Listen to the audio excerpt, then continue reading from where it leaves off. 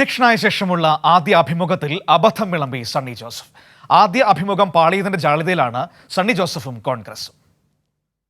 കോൺഗ്രസിനിടയിലെ സംഭവ വികാസങ്ങൾ പലപ്പോഴും ഞെട്ടിപ്പിക്കുന്നതിനപ്പുറം പൊട്ടിച്ചിരിപ്പിക്കാറാണ് പതിവ്. മുൻ അധ്യക്ഷൻ കെ സുധാകരൻ കോൺഗ്രസിനെ വട്ടം കറക്കിയത് കുറച്ചൊന്നുമല്ല.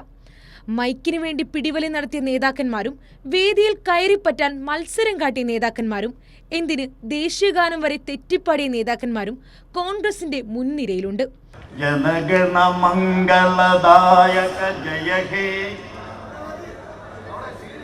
അങ്ങനെയുള്ള സാഹചര്യത്തിലാണ് ഏറെ ദുഃഖത്തോടെയാണെങ്കിലും കെ സുധാകരന് അധ്യക്ഷ പദവി ഒഴിയേണ്ടി വന്നതും പകരം കോൺഗ്രസിനെ നയിക്കാൻ സണ്ണി ജോസഫ് രംഗത്തെത്തുന്നതും.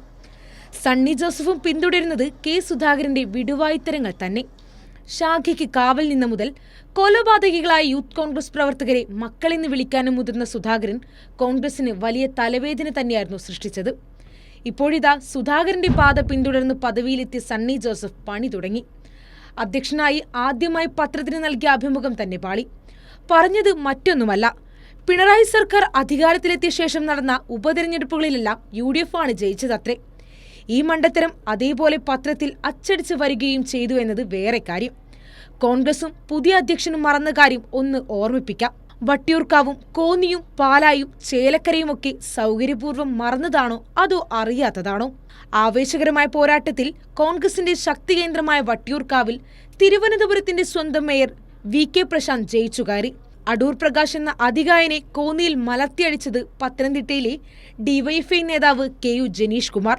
പാലായിൽ KM മാണിയുടെ മരണശേഷമുള്ള സഹതാപത്തെ മറികടന്ന് ഇടത് സ്ഥാനാർത്ഥി മാണി C കാപ്പൻ സ്വപ്നതുല്യമായ വിജയം നേടി.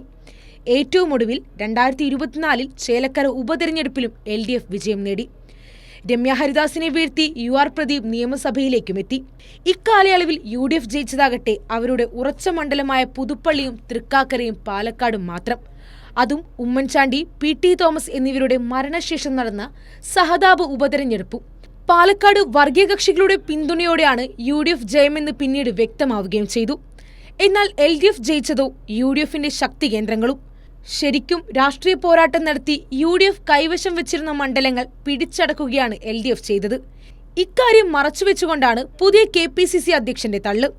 ഇതിലൂടെ ഒരു കാര്യം മനസ്സിലായി, സുധാകരന്റെ പിൻഗാമിയാകാൻ എന്തുകൊണ്ട് യോഗ്യൻ തന്നെയാണ് സണ്ണി ജോസഫ്. യാതൊരു നേതൃപരിവേഷവുമില്ലാതെ രംഗത്തെത്തിയ സണ്ണി ജോസഫ് എന്തായാലും ഈ ഒരൊറ്റ അഭിമുഖത്തിലൂടെ വൈറലായിട്ടുണ്ട്. News desk Kairali news.